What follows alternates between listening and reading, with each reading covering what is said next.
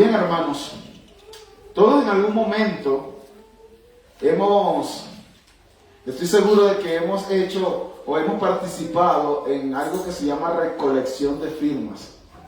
Imagino que ustedes en algún momento lo han hecho, ¿verdad? El propósito con lo que se hace una recolección de firmas es llevar una petición a una autoridad, ¿verdad?, mayor.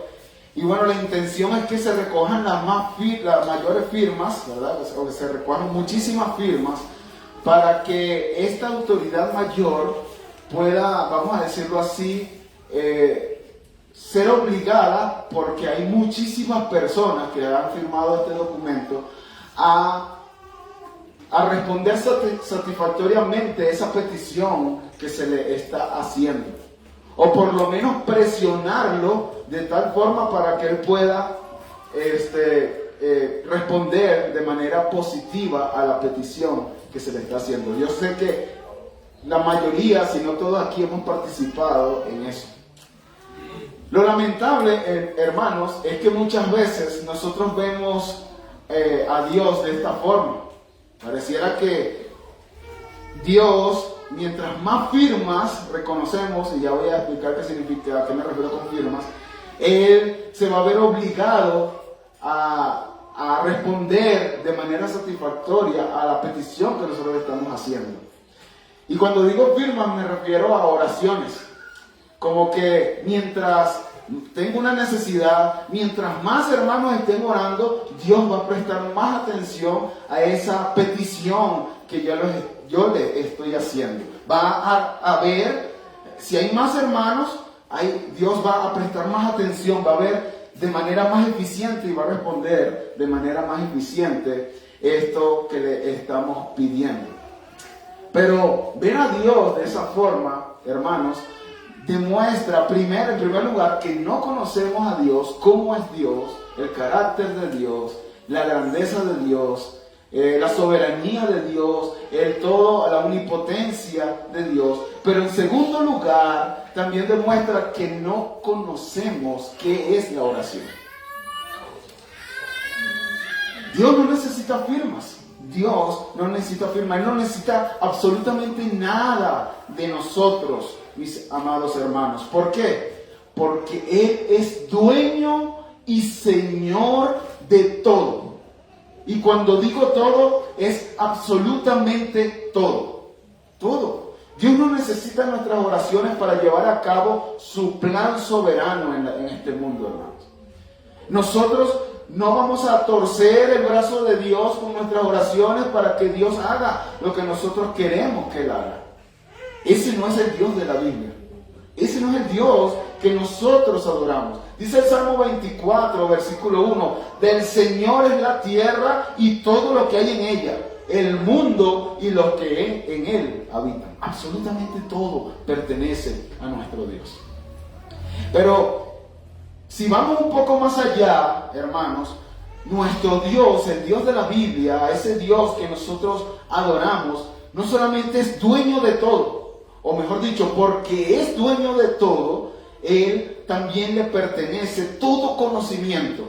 Y ese es otro atributo de nuestro Dios, la omnisciencia de Dios. Así que Dios no solamente es el dueño de todo, sino que Él conoce absolutamente todo. Conoce todos nuestros pensamientos, conoce todas nuestras necesidades, conoce aún nuestras oraciones antes de que las hagamos. Eso es lo que nos enseña el Salmo 139, versículo 1. Dice: oh Señor, tú me has escudriñado y conocido. Tú conoces mi sentarme, mi levantarme. Desde lejos comprendes mis pensamientos. Tú escudriñas mi senda, mi descanso, y conoces bien todos mis caminos. Aún antes de que haya palabra en mi boca, he aquí, oh Señor, tú ya la sabes toda. Ese, hermanos, es el Dios que nosotros adoramos.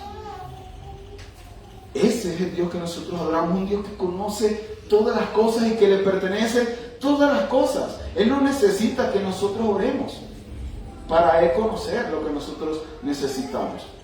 Y si esto es así, la pregunta que surge entonces es: ¿por qué oramos? ¿Por qué oramos? Eso es lo que debemos responder. Y yo creo que la respuesta a esta pregunta la podemos encontrar en el Salmo 50. Acompáñenme, por favor, el Salmo 50. Salmo 50, versículo 15.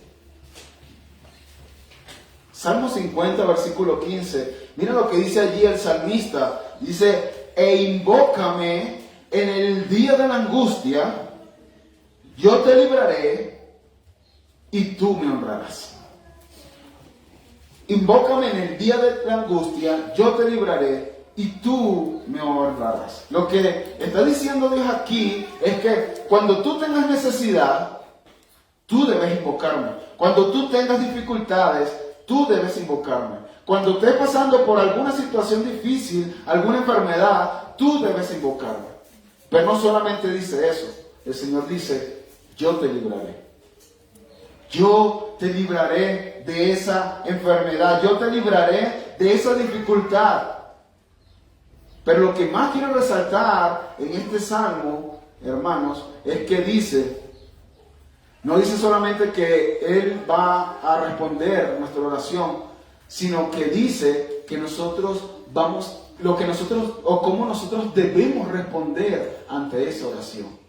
El salmo dice, y tú me honrarás. Literalmente, eso significa, tú me glorificarás. Y yo creo que esta es la razón, hermanos, por la que nosotros venimos a Dios en oración. No tanto para que nuestras oraciones sean respondidas, porque van a ser respondidas si son acorde a su voluntad. Pero lo que sí debemos hacer nosotros en la oración es honrar a Dios. O lo que hacemos nosotros cuando oramos a Dios es honrarle y es glorificarle.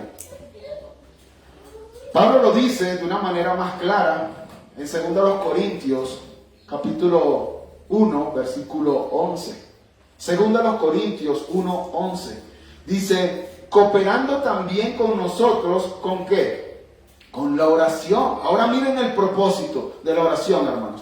Para que por muchas personas sean dadas gracias a favor nuestro por el don que nos ha sido impartido por medio de las oraciones.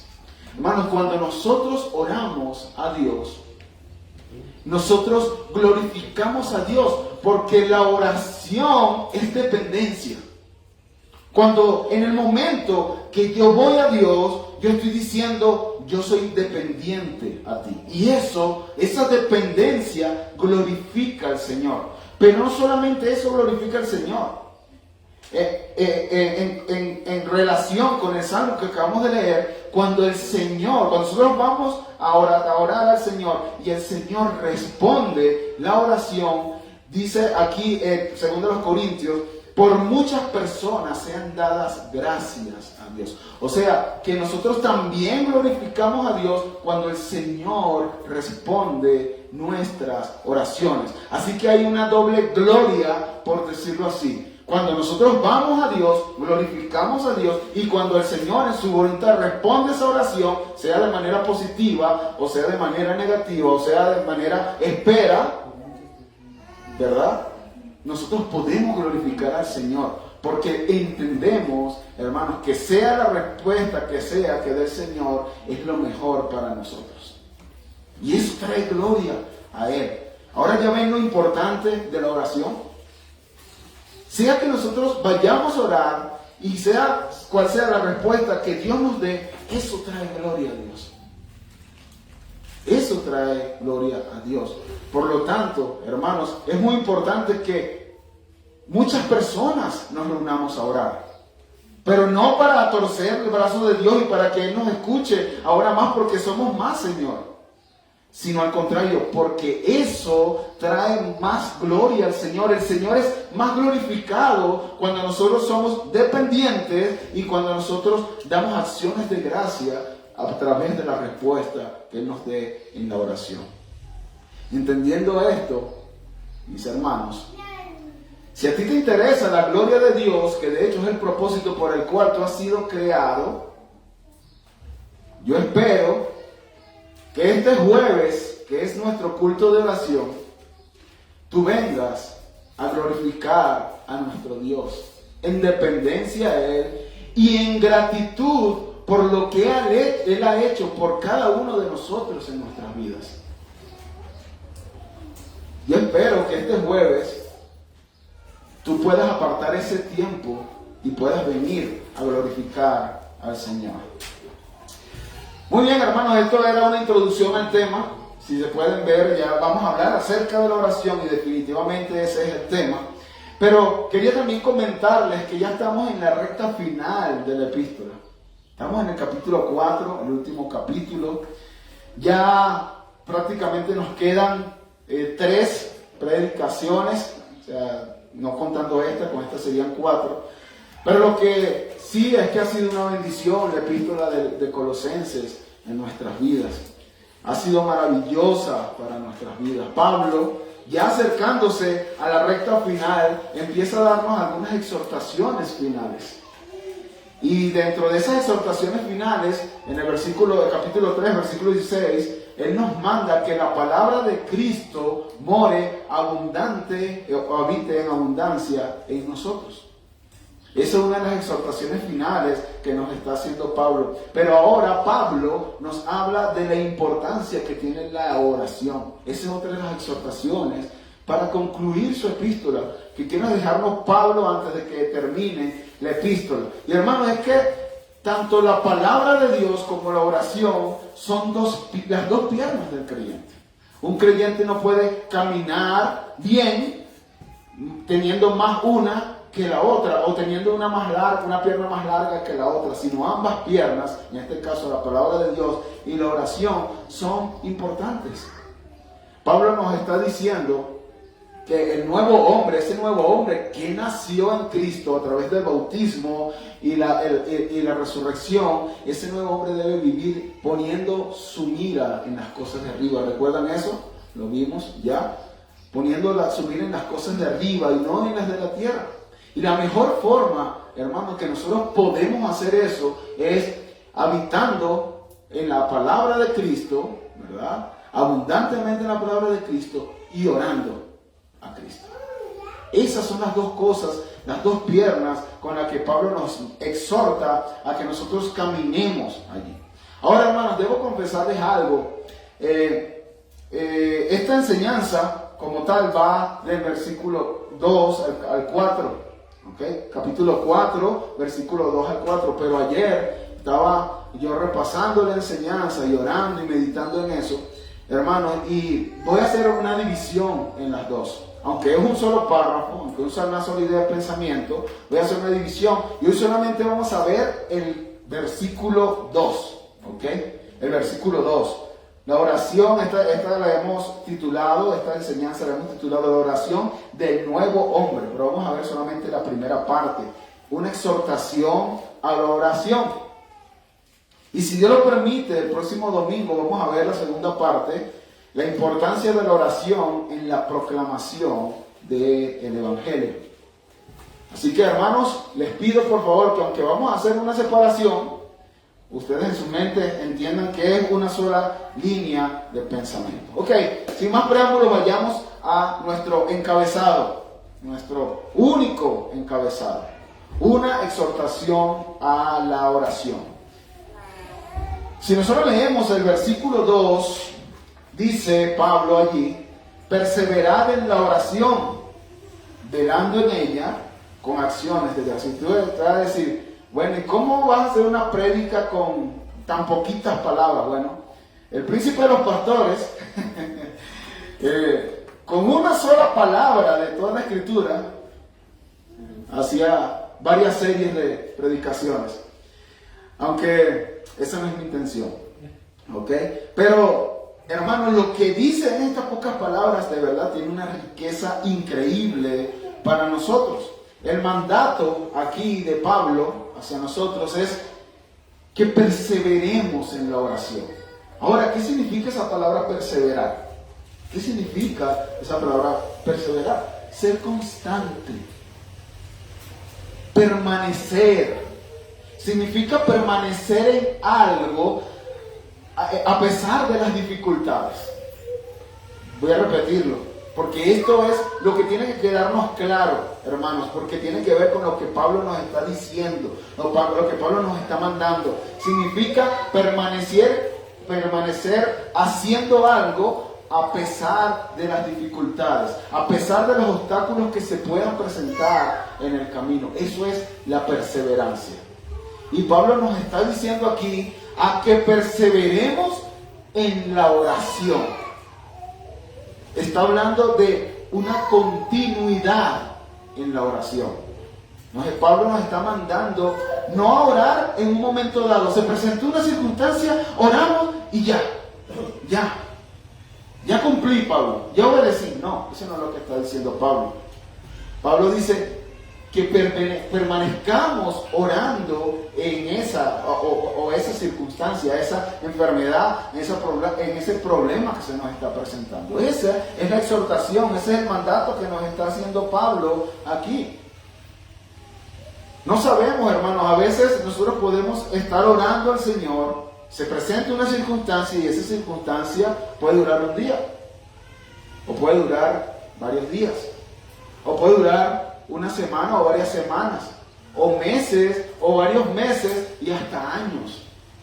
Pablo lo que nos está diciendo aquí es no importa el tiempo que dure la circunstancia que tú estás pasando, tú debes perseverar en la oración. Eso es lo que nos está diciendo Pablo aquí. Debemos persistir, debemos permanecer en la oración. Ahora, definamos rápidamente qué es la oración. Porque lo podemos dar por entendido. Todos aquí sabemos qué es oración, qué es orar, ¿verdad? Pero no quiero hacer eso. Bueno, oración, vamos a decirlo así, de una manera sencilla, es hablar con Dios, ¿verdad? Pero la oración es el medio que Dios estableció para que sus hijos se comuniquen con Él. Aunque nuestro Dios es soberano, y como ya vimos, es omnisciente y conoce todas las cosas, Él estableció que fuese a través de la oración que sus hijos se comuniquen con Él, que nosotros, su iglesia, su pueblo, nos comunicamos con Él. Y aquí es donde vemos una vez más las dos piernas del creyente. Aquí está la comunicación perfecta del creyente para con Dios. Dios nos habla a través de su palabra y nosotros le hablamos a Dios a través de la oración. Así que, hermanos, y aunque no es el tema, quiero aclarar que si usted escucha audiblemente a Dios, déjeme decirle que eso no es Dios. Ahora, si usted quiere escuchar audiblemente a Dios, lea la Biblia en voz alta. Eso sí puede hacer. Pero si usted quiere comunicarse con Dios, usted debe orar. Y lo que Pablo nos está diciendo aquí es que nosotros debemos orar, perseverar en la oración, en la comunicación de nosotros hacia Dios. Eso es lo que nos está diciendo Pablo aquí. Miren cómo lo define William Hendrickson, el comentarista. La oración es la expresión más importante de la nueva vida.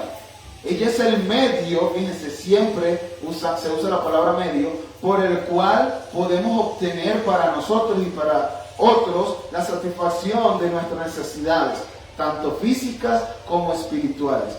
Y es el instrumento por el cual las almas agradecidas expresan su espontánea adoración ante el trono de Dios.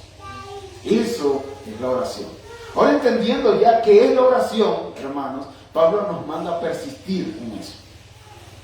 Constantemente, permanecer, ser constantes en esa comunicación para con Dios. Ahora, tenemos algunas parábolas que nos enseñan acerca de esto. Lucas 18, vemos una parábola del juez injusto. No sé si la han leído en algún momento, yo espero que sí, ¿verdad? Los cristianos leemos la Escritura, ¿verdad? Yo espero que usted la haya leído en algún momento. Y esta parábola, no quiero entrar mucho en eso, porque quiero citar otra parábola, pero esta parábola nos enseña que hay un juez injusto y que hay una viuda que viene a este juez persistentemente con una petición, y este juez la está ignorando, pero llega un momento que dice, no, o sea, yo tengo que responder la petición de esta mujer porque si ya me tiene harto. Y Dios dice, por supuesto, estas son comparaciones de Dios, comparan a un Dios justo con un juez injusto, y dice, ¿cómo Dios no va a responder las oraciones de sus escogidos que vienen a Él de día y de noche? Si el juez injusto respondió la oración de esta viuda, es un juez injusto, ¿cuánto más nuestro Dios no va a responder las oraciones de sus hijos? Y eso habla de la persistencia. Pero hay otra parábola, hermano, que está en Lucas capítulo 11. Después que nuestro Señor Jesucristo enseña a sus discípulos a orar, lo que comúnmente llamamos el Padre Nuestro, Él da esta parábola y dice así desde el versículo 5. Dice, también les dijo, supongamos que uno de vosotros tiene un amigo y va él a medianoche y le dice, amigo, préstame 3 panes, porque un amigo mío ha llegado de viaje a mi casa y no tengo nada que ofrecerle. Y aquel, respondiendo desde adentro, o sea, desde dentro de la casa, le dice, no me molestes, la puerta ya está cerrada y mis hijos y yo estamos acostados, no puedo levantarme para darte nada.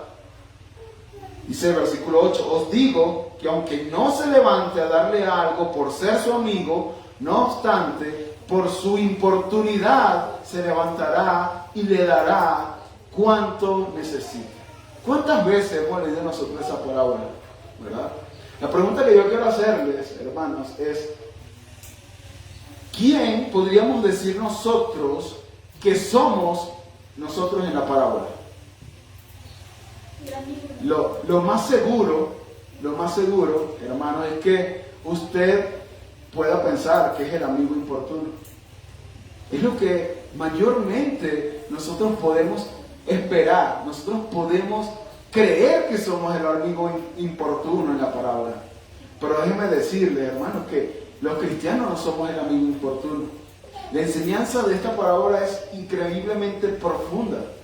Nosotros somos los hijos de ese padre que están acostados con él en su cama. Si este padre le da a este hombre importuno lo que le está pidiendo por lo consecuente, por lo perseverante que es, ¿cuánto más no le dará a sus hijos que están dentro de su casa lo que el padre quiere o lo que sus hijos le pidan? ¡Wow! ¡Wow! Por eso la conclusión de esta parábola la vemos en el versículo 11. O suponer que uno de vosotros, que es padre, si su hijo le pide pan, ¿acaso le dará una piedra? O si le pide un pescado, ¿acaso le dará una serpiente en lugar de pescado? O si le pide huevo, ¿acaso le dará un escorpión? Miren el 13. Pues si vosotros, siendo malos, sabéis dar buenas dádivas a vuestros hijos, ¿cuánto más vuestro Padre Celestial os dará el Espíritu Santo a los que le pidan? Hermanos, si este padre se paró a cualquier hora de la noche por el infortunio de este hombre, ¿cuánto más nos dará a nosotros que somos sus hijos lo que le pidamos? Increíble, hermanos. Ahora, si nosotros vamos al texto, cuando Pablo dice perseverar en la oración, Pablo está presuponiendo algo que ya comentamos. Está presuponiendo que Dios no siempre responde las oraciones inmediatamente. Por eso nos está diciendo perseveren. Porque si Dios respondiera siempre las oraciones en el momento que nosotros se las pedimos, entonces ¿para qué perseverar, verdad? No tiene ninguna lógica eso. ¿Pero qué implica eso? Bueno, John MacArthur dice, esto implica que Dios no es un cajero automático para nosotros. Usted va al cajero automático, mete su tarjeta, usted dice, quiero, bueno, lo que disponga, ¿verdad? Quiero esto, y le da continuar, pone su clave, le da continuar, y inmediatamente sale el dinero que usted está pidiendo allí. Pues Dios no es así. Dios no es así, hermanos. Dios no funciona de esa forma. A veces nosotros vamos a Dios en oración y Dios puede responder de inmediato. Y yo sé que usted lo ha visto. Pero también usted ha visto que usted va a Dios en oración y Dios no responde de inmediato. De hecho, Dios no responde prontamente. Dios puede tardar mucho, como dijimos hace rato, hasta años en responder una oración. ¿Y por qué? ¿Por qué ustedes creen que es esto? Bueno, en primer lugar, yo creo que Dios hace esto, Dios se tarda muchas veces en su respuesta porque nosotros somos ingreídos. Nosotros creemos que Dios está obligado a responder nuestras oraciones, así como ese cajero automático. Pues Dios no es así. Nosotros creemos que Dios está obligado en el momento que nosotros le pedimos, no importa cómo se lo pidamos, Él está obligado a respondernos. Nos vemos más como un genio de la lámpara. Todos aquí han visto a Aladín, ¿verdad? Niños, ustedes han visto a Aladín, ¿verdad? En algún momento. ¿Qué hace Aladín? Frota la lámpara y en ese momento sale el genio y le dice, ¿qué quieres? Bueno, yo quiero esto, aquí está, de una vez. Pues Dios no es el genio de la lámpara. Dios no es el genio de la lámpara. Él no está obligado a darnos de inmediato lo que nosotros le estamos pidiendo. Y definitivamente esto me lleva a pensar en estas iglesias que lamentablemente han estado adoptando la confesión positiva o la declaración positiva. Eso es lo que ellos creen. Ellos creen, tienen una percepción tan antibíblica de Dios que creen que pueden darles órdenes a Dios. Y dice, Señor, ahora, lo vas a sanar ahora. ¡Wow! Como escuché en algún momento por allí en una oración, no vamos a permitir un no por respuesta. ¡Wow! Eso habla del desconocimiento descomunal que hay de Dios en esas iglesias. Porque Dios no está a merced de nosotros, al servicio de nosotros. A ver, ¿qué quiere? Sí, ya va. O sea, no está así, hermanos. Dios es un Dios soberano. Y que hace su voluntad donde Él quiere y cuando quiere. Y con quien quiere. Ese es nuestro Dios. Ese es nuestro Dios. Pero, bueno, Dios se dilata en responder nuestras oraciones para que nosotros entendamos que es en su tiempo y no en el nuestro, y que todas las peticiones que Él responda, hermanos, todas las peticiones que Él responda son para mostrar su gracia, no porque nosotros la merecemos. Cuando Él responde una petición de oración, es para mostrar su gracia, para mostrar su amor, para mostrar su bondad, para mostrar su misericordia. No porque nosotros lo merecemos. De hecho, la gracia es algo que no merecemos. Entonces, esa es una de las razones por la cual Dios muchas veces no responde de inmediato. Otra de las razones por las que Dios no responde de inmediato es porque vamos a Él, vamos una y otra vez con la misma petición, pidiendo algo, y hermanos, Él nos responde para que nosotros en todo momento dependamos de Él, absolutamente de Él. Hermanos, hay acontecimientos en nuestras vidas que nosotros no podemos hacer otra cosa que quedarnos de brazos cruzados. Todo escapa de nuestras manos, todo. Y es allí cuando el cristiano, en esa circunstancia, cuando el cristiano entiende que no depende de él, sino depende absolutamente de Dios. Una persona enferma que tiene cáncer, está en un hospital, todo depende de Dios. No depende del medicamento que le pongan, no depende absolutamente de nada, depende de Dios. Y lo único que el cristiano puede hacer es implorar a Dios permanente o perseverantemente en la oración. No puede hacer otra cosa, no puede hacer otra cosa. Amén. No puede hacer otra cosa. Perseverar en la oración, descansar en el Señor.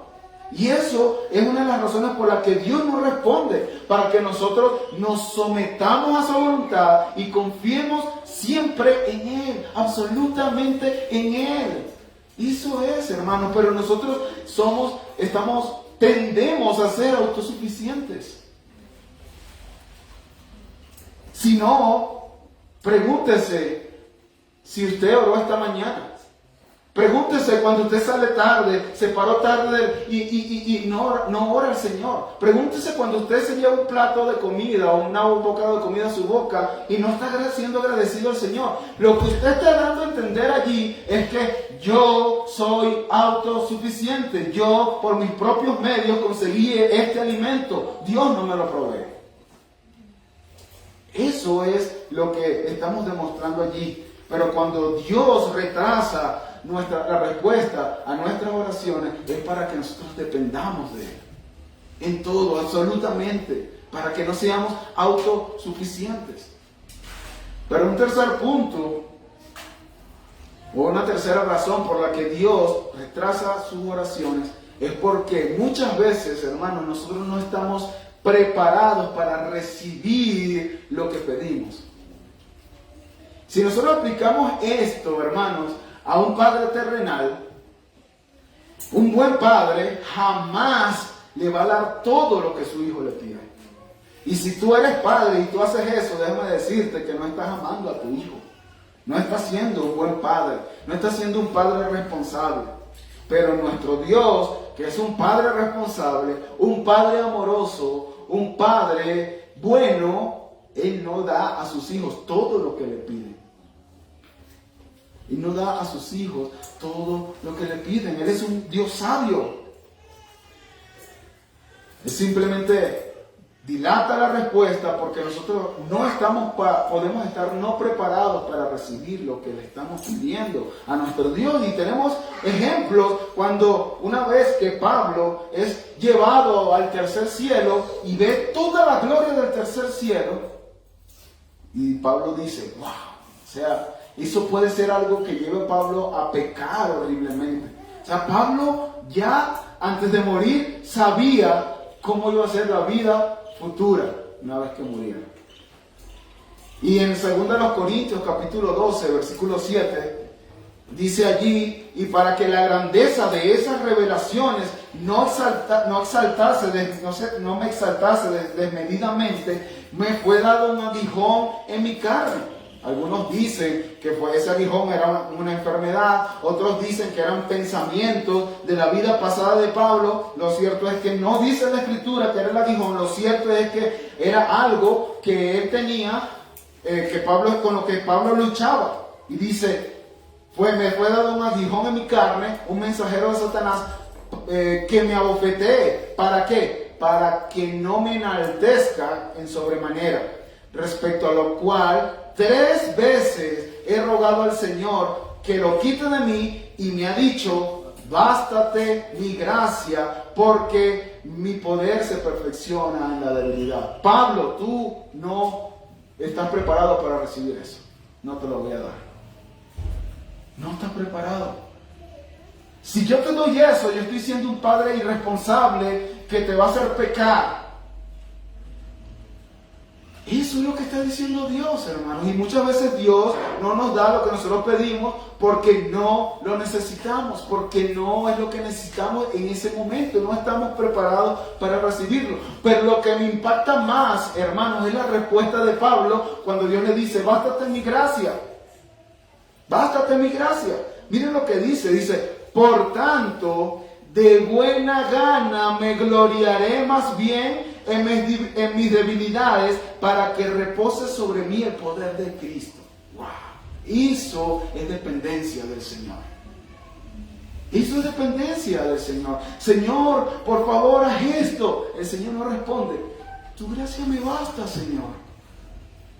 Es suficiente. La gracia del Señor es suficiente.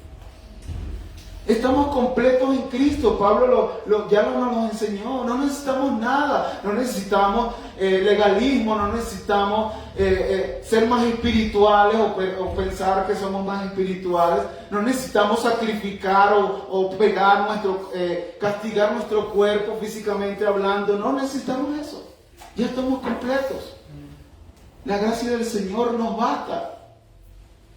Así que, hermanos, debemos persistir en la oración. Ese es el mandato. Aunque la respuesta del Señor se dilate o nos diga no a esta petición, lo que sí sabemos, hermanos, es que nosotros debemos persistir y sea cual sea la respuesta del Señor, es para nuestro bien.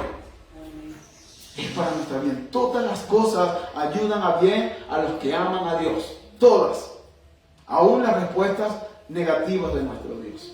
Es una muestra de amor y de bondad para con nosotros. Ahora, ya vimos la exhortación a perseverar en la oración. Ahora, ¿cómo debemos hacerlo? Bueno, Pablo nos dice allí, nos sigue diciendo en el texto, que nosotros debemos perseverar en la oración velando en ella. Velando en ella. Ahora Pablo nos dice cómo debemos llevar a cabo ese mandato, diciéndonos que debemos velar en la oración. Y esto quiere decir, hermano, mantenerse despierto. Mantenerse despierto. Lo contrario a velar es estar embriagado. Eso lo dice Efesios, ¿verdad? Está embriagado. Una persona que está embriagada no tiene al 100% el control de sus sentidos. Esa persona va a reaccionar lento, va a hacer cosas que no quiere decir, va a hacer cosas que no quiere hacer. Bueno, estar velando es lo contrario a eso, es estar atento, tener todos nuestros sentidos alerta. Y eso es lo que Pablo nos está diciendo. Y yo creo que un buen ejemplo para nosotros poder entender esto es un vigilante o un velador. Cuando usted va a una empresa, ¿verdad? Hay vigilantes que están desde las 12 de la noche hasta las 5 de la mañana. Ahora imagínese un vigilante que esté allí y esté quedándose dormido. Se la pone en bandeja de plata a las personas que quieran entrar a robar allí. Bueno, lo que Pablo nos está diciendo aquí es que nosotros seamos lo contrario a esto, que estemos alertas. Es un vigilante que está haciendo rondines, está caminando, está pendiente, está volteando a todos lados para ver qué es lo que se está acercando. Eso es lo que Pablo nos está diciendo. Tienen que estar bien despiertos. Tienen que estar bien despiertos. Lo mismo pasa en la oración, hermanos. Lo que Pablo nos está diciendo aquí es, oren con todos sus sentidos espirituales alertas. Todos sus sentidos espirituales alertas. En este sentido, en un sentido primario, podemos decirlo así, permanecer despiertos, ¿verdad? Cuando orar o perseverar en oración, velando en ella, es permanecer despierto y no dormir durante nuestros tiempos de oración. Por allí, el mismo Spurgeon decía en algún momento que nosotros damos nuestras fuerzas y nuestro vigor a Mamón, el Dios de las riquezas, pero damos las migajas a Cristo. Y lo que Pablo está diciendo primeramente aquí es, cuando estés orando, no te estés durmiendo. Nosotros durante el día no oramos y pretendemos llegar a la noche bien cansados de nuestro trabajo a orar a nuestro Dios. Y estamos, Señor, durmiéndonos, hermano. Eso es lo que Pablo nos está diciendo aquí. Estén alerta, tengan sus 5 sentidos alertas cuando estén orando.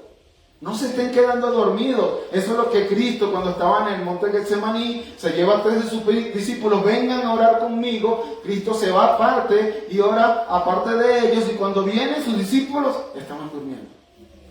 Vuelve a hacer lo mismo y vuelve a venir y sus discípulos estaban durmiendo otra vez. Y lo que les dice Cristo es, velad y orad. ¿Ven? Es lo mismo. Velen y oren. ¿Para qué? Para que no entren en tentación. Porque lo que pasa cuando nosotros nos estamos durmiendo es que lo que pasa con el vigilante, entra fácilmente en la tentación. Fácilmente en la tentación. El espíritu, la verdad, está dispuesto, pero la carne es débil. Es imposible orar mientras se duerme. Hay personas que dicen, yo vigilo cuando me despierto y ayuno cuando duermo. Eso es imposible. Los cristianos debemos escoger tiempos convenientes para nuestra oración. Si tú sabes que llegas muy cansado del trabajo y que vas a estar durmiéndote durante la oración, entonces ese no es un buen tiempo para orar. Escoge un tiempo donde tú estés alerta, donde puedas tener tus 5 sentidos alerta. Pero también es importante, hermanos, la forma y la actitud con la que oras. Porque eso demuestra si estás despierto o estás dormido. Ahorita uno de los hermanos aquí dijo amén. Y eso está bien. Cuando nosotros vengamos el jueves aquí a orar, hermanos, y nosotros estemos orando, nosotros tenemos que estar despiertos cuando oramos. Y si una persona está orando, yo tengo que estar escuchando atentamente, uno de mis sentidos, estar escuchando atentamente, y otro de mis sentidos tiene que estar respondiendo atentamente a esa oración. Amén, Señor. Te pedimos eso, Padre. Sí, Señor. Sí, Señor. Gracias, Padre. Gracias por eso. Pero cuando uno ora, eso no tiene que ver con estar velando. No les dé pena, somos bautistas, y yo sé que a veces los bautistas se van a los extremos, pero que usted diga amén a una oración, que usted diga sí, Señor, estoy de acuerdo con eso, no tiene nada pecaminoso. No tiene nada pecaminoso. Pero estamos influenciados por el bautismo legalista. Por los bautistas legalistas que ven esas cosas como pecaminosas. Y no es así, hermano. Al contrario, tenemos que velar en la oración. Esa es la idea que Pablo está dando aquí. O la primaria. Pero hay una idea, ¿verdad?, que va mucho más allá de un simple estar alerta para no dormirse. Miren lo que dice William Hendrickson. Mientras se continúe la oración, la persona deberá tener conciencia de ciertas cosas. ¿Cómo? Primero, sus propias necesidades y las de su familia carnal, la iglesia, el país y el mundo a nuestro alrededor. Nosotros cuando estamos alerta, estamos pendientes de esas cosas, de esas necesidades que se pueden presentar en nuestras propias vidas y también en las vidas de nuestra familia, en la vida de nuestra iglesia, en nuestro país y en el mundo que nos rodea. Eso es estar alerta, para estar orando por esas necesidades. En segundo lugar, los peligros que nos amenazan a nosotros y a nuestra iglesia. Una persona que está alerta es una persona que tiene conciencia de los peligros que nos amenazan y que pueden estar amenazando a la iglesia. Pedro, en 1 de Pedro capítulo 5 dice, sé sobrio y velad, porque vuestro adversario el diablo anda como león rugiente buscando a quien devorar. Los cristianos, hermanos, estamos en una lucha constante, una batalla constante. Y eso es una necesidad que siempre está para un cristiano. Y un cristiano que está velando, está viendo eso. Está orando, perseverando en la oración conforme a eso. Hermanos, hay distintas luchas para cristianos. No solamente las mías, sino también las de mis hermanos. Que ya las mías son muchas, pero también las de mis hermanos. Y en el momento que yo estoy alerta y estoy velando, que yo tengo conciencia de esas necesidades, las llevo al Padre y el Padre va a ver esa dependencia y el Padre va a responder si así es su voluntad. En tercer lugar, dice Hendrickson que nosotros tenemos que tener conciencia de las bendiciones recibidas y prometidas. Y aquí no voy a ahondar porque ahorita vamos a hablar un poco más de eso cuando hablemos de con acción de gracia. Y en último lugar, dice Hendrickson, que nosotros tenemos que tener conciencia de la voluntad de Dios. Eso es estar alerta, la voluntad de Dios, porque nosotros debemos orar conforme a la voluntad de Dios, o sea, conforme a la Escritura. De hecho, hay personas hay un libro que se llama así, Orando conforme a las Escrituras. Se los recomiendo, de hecho. Y ese libro, Salmo 1, bienaventurado el varón. Entonces se ora conforme a esa oración y así sucesivamente. Pero lo que quiero dar a entender aquí es que un cristiano que conoce las Escrituras va a orar conforme a la voluntad de Dios. Va a orar conforme a las Escrituras. Un cristiano que no conoce las Escrituras va a orar cualquier locura. Como dice Santiago, ¿verdad? oran mal porque piden para sus propios deleites. Pero Pablo, ¿verdad?, no solamente nos da un mandato a perseverar en la oración, él nos dice cómo nosotros debemos llevar a cabo ese mandato. El primero es velando en ella y el segundo es con acción de gracias.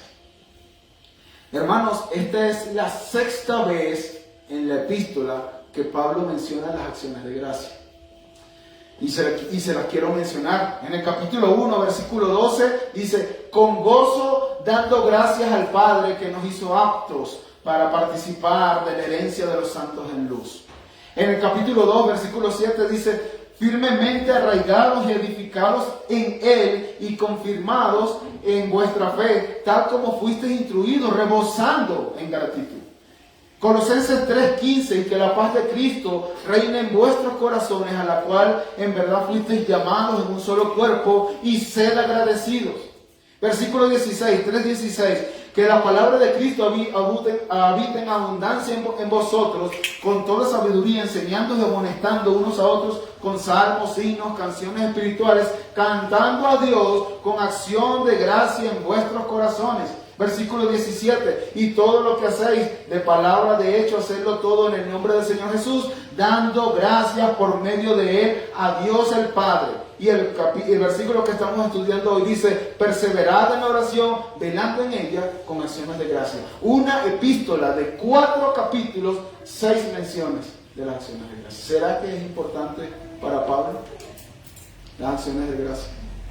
¿Será que es importante para Pablo? Podríamos decir, hermanos, de hecho, la palabra oración casi siempre está acompañada de las acciones de gracia. Casi siempre está acompañada de las acciones de gracia. No son inseparables. No podemos separar una de la otra. Podríamos decir que las oraciones nos llevan a ser agradecidos y el agradecimiento nos lleva a orar. Tesalonicenses capítulo 5, versículo 17, primera a los tesalonicenses, dice: orad sin cesar, dad gracias en todo. ¿Por qué? Porque esa es la voluntad de Dios para vosotros. Están unidas la oración y la gratitud. Y mis hermanos, ciertamente, como ya dijimos, nosotros estamos en un campo de batalla, pero no por eso debemos vivir llenos de temor. Debemos vivir como paralizados por el miedo. Definitivamente tenemos que reconocer que es una batalla campal. En el momento que nosotros dejamos de entender eso, estamos a la merced del enemigo, porque no vamos a estar velando. Pablo lo que nos dice aquí es: vengan con sus sentidos alertas, estamos en una batalla, pero vengan también con acciones de gracia. Vengan también con acciones de gracia. ¿Pero por qué? ¿Cómo un soldado puede estar en plena batalla y ser agradecido al Señor? Eso sería algo incongruente para nuestras mentes. ¿Cómo un soldado, imagínense un soldado en una batalla real, y él esté allí siendo bombardeado, tiro por aquí, tiro por allá, y Señor, yo te doy muchas gracias. Gracias por esto, Señor. ¿Qué? Pues sí, nosotros los cristianos podemos hacer eso porque entendemos que estamos en una batalla, pero también hemos entendido que hemos recibido increíbles bendiciones de la mano de nuestro Dios. Estamos del lado del Dios todopoderoso, del Dios vencedor. Entonces, ahora imagínense, ya entendiendo eso, ese soldado en plena batalla, con ese bombardeo, sabiendo que ya ganaron. Ahora tiene que agradecer. Por supuesto que tiene que agradecer, a pesar de que está en una batalla. Y mis hermanos, yo no sé cuáles son tus luchas. Yo no sé con las luchas que tú estás teniendo ahorita, si son muchas, si son pocas, si son superficiales, si son profundas, no lo sé. Si ya estás luchando con algún pecado que tú no puedes dejar, yo no lo sé. Pero hay algo que sí sé, hermanos. Hay algo que sí sé. Si tú eres hijo de Dios, tú tienes muchísimas razones para dar gracias. Muchísimas razones. Muchísimas razones. Yo voy a leer 3 versículos de Colosenses. 3 versículos. Colosenses capítulo 1, versículo 12. Dando gracias al Padre que nos ha capacitado para compartir la herencia. Hermanos, nosotros somos, si tú eres hijo de Dios, somos coherederos con Cristo. ¿Usted sabe qué significa eso? Somos coherederos. El Padre, cuando éramos de la familia de Satanás, cuando creímos en el Señor, el Padre nos adopta para ser parte de su familia. Y no solamente nos adopta, sino que nos da la herencia. Una herencia que ya hemos recibido, pero que todavía no hemos recibido. En el ya y todavía no. Pero somos coherederos. Todas las bendiciones que Cristo ganó son nuestras. Todas. Amén. Amén. Amén. Hermano, o sea, es para decir un amén fuerte. Después del versículo 13 dice, porque Él nos libró del dominio de las tinieblas, y no solamente eso, sino que nos trasladó al reino de su amado Hijo. Y el versículo 14 dice, en quien tenemos redención, el perdón de pecados. Cristo nos redimió. Éramos esclavos y en Cristo tenemos redención. Y Cristo perdonó todos y cada uno de nuestros pecados y somos hijos de Dios. Nada más 3 versículos de Colosenses, hermanos. Y tenemos suficientes razones para agradecer a Dios en oración. Suficientes. Así que si tú eres creyente, hermano, la próxima vez que vayas a orar, debes ser agradecido. Y si no está suficiente lo que leímos, mira lo que dice Romanos 8:32, dice, el que no eximió ni a su propio Hijo, sino que lo entregó por todos nosotros, ¿cómo no nos concederá también con Él todas las cosas? Si Dios entregó su propio Hijo, ¿cómo no te va a dar a ti lo que tú le pides? Por supuesto, si va acorde a su voluntad. No hay motivos para ser agradecidos. Simplemente, hermanos, el hecho de que Dios sea el creador del universo, el Dios eterno, el soberano, el 3 veces santo, y que ese Dios escuche tu oración, es un motivo para estar agradecido. Solamente por eso.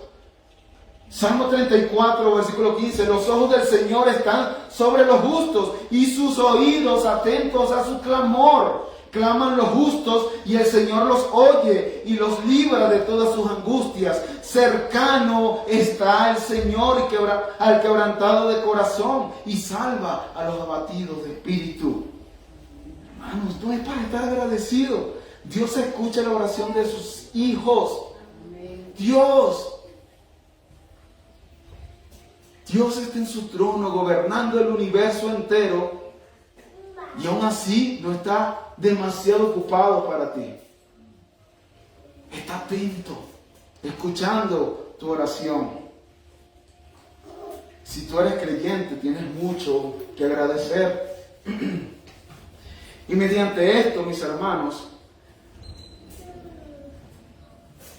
o mejor dicho, meditar en esto, mis hermanos, nos va a llevar a tener una actitud de gozo, una actitud de gratitud, sea cual sea la circunstancia que tú estés viviendo. De hecho, Filipenses capítulo 4, Pablo se nos dice, regocijaos en el Señor siempre. Otra vez os digo, regocijaos. Y después en el versículo se dice, por nada estéis afanosos, antes de afanarte, antes bien, en todo, mediante oración y súplica, con acción de gracias, sean dadas a conocer vuestras peticiones delante de Dios. Y cuando nosotros escuchamos esto, pensamos que Pablo está en su escritorio con un café en la mano, ¿verdad? Diciendo, ay, qué pecadores son los filipenses. ¿Cómo no se pueden regocijar en el Señor? No, Pablo estaba preso. Y Pablo está en la misma prisión cuando escribe a Colosenses. Y Pablo le dice, perseveren en la oración, velando en ella con acciones de gracia.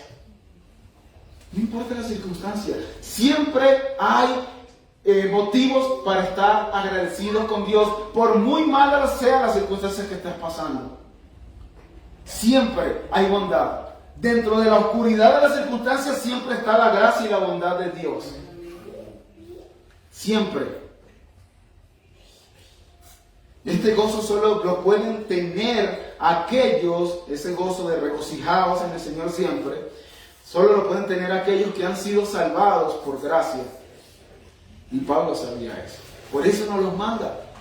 Porque él también estaba dando ejemplo de eso. Así que, mis hermanos, persistamos, perseveremos, continuemos en la oración. Perseverad en la oración, es el mandato. Persistemos, oremos sin cesar, no desmayemos, porque haciendo esto mostramos dependencia. Y eso glorifica al Señor. Y cuando oramos al Señor y el Señor en su gracia nos responde, eso glorifica al Señor, porque vamos a estar agradecidos con Él. Pero déjame decirte también a ti, mi querido amigo, que no has creído en Cristo, tú también puedes tener este gozo. Tú también puedes tener este gozo. Ven a Cristo. Ven a Cristo en arrepentimiento y fe, y Él te dará ese gozo, que a pesar de cualquier circunstancia, tú vas a poder regocijarte en Él. ¿Por qué? Porque si tú pones tu confianza única y exclusivamente en Cristo, ahora ese versículo, ese capítulo 1, versículo 12 que leímos hace rato, también va a ser para ti. Vas a recibir la herencia, también vas a ser librado del dominio de las tinieblas y llevado al reino de su Hijo amado, y también tendrás redención de todos y cada uno de tus pecados. Pero eso si confías en Cristo. Ven a Cristo. Ven a Cristo en arrepentimiento y fe, es lo único que tienes que hacer. No tienes que hacer nada bueno, no tienes que leer la Biblia, no tienes que orar, no. Esas cosas por sí solas no te salvan, pero lo que sí te salva es creer en Cristo, en el sacrificio de Cristo, únicamente en eso. Únicamente en eso. Y después que ya creíste en Cristo, entonces vas a orar. Después que creíste en Cristo, vas a leer la Escritura. Después que creíste en Cristo, vas a congregarte. Pero eso no te salva. El único que puede salvar es Cristo, porque no hay otro nombre bajo el cielo dado a los hombres en quien podamos ser salvos. Solamente en el nombre de Cristo. Así que, mis amados hermanos, yo espero, y mi oración al Señor es que después de esta enseñanza nosotros podamos perseverar en la oración, entendiendo lo que eso significa, velando en ella y con acciones de gracia. Vamos a orar. Oh Dios, qué grande eres, Señor. Qué grande es tu palabra y qué poderosa es, Señor. Que de unas pocas palabras, Señor, hay gran y profunda enseñanza para tus hijos, para tu pueblo. Definitivamente esto puede ser así porque tú eres un Dios insondable y tus palabras son así, Señor. Y mientras más profundicemos en ellas, más bendecidos vamos a ser. Así que, mi Dios, te damos gracias por estas pocas palabras que pudimos ver el día de hoy, pero qué gran enseñanza para nuestra vida tienen estas pocas palabras, poderosas palabras, Señor. Una sola palabra tuya, Señor, es útil para salvar. Una sola palabra tuya es útil para enseñar, para instruir, para corregir. Oh Dios, qué grande es tu palabra. Qué poderosa es tu palabra. Pero también, Señor, yo te pido que esta palabra entre en nuestras mentes y transforme nuestras mentes y nuestros cuerpos, y nosotros podamos obedecerla, Señor. Tú en esta mañana nos estás exhortando a que nosotros perseveremos en la oración. Muchas veces le damos importancia a tantas cosas, pero a lo primario, que es la oración y el estudio de tu palabra, Señor, la ponemos en el orden de prioridades muy abajo, Señor. Y nosotros queremos pedirte perdón por eso, Señor. Ayúdanos a entender la prioridad de orar. Ayúdanos a entender que nosotros no solamente debemos orar una vez, sino que debemos estar perseverando en la oración, Señor. Estando constantes en la oración, Padre Santo. Pero también debemos estar velando, estar despiertos, entendiendo que estamos en una batalla campal, en una lucha que tenemos humanamente perdida, Señor. Pero que con tu gracia, en nuestra debilidad, Señor, es suficiente. Y nosotros, Señor, debemos ser más agradecidos, entendiendo que tenemos infinidad de motivos para agradecer, Señor. Infinidad de motivos para agradecer. Ayúdanos, Padre. Ayúdanos a perseverar en la oración, velando en ella con acción de gracia. Te damos toda la gloria a ti.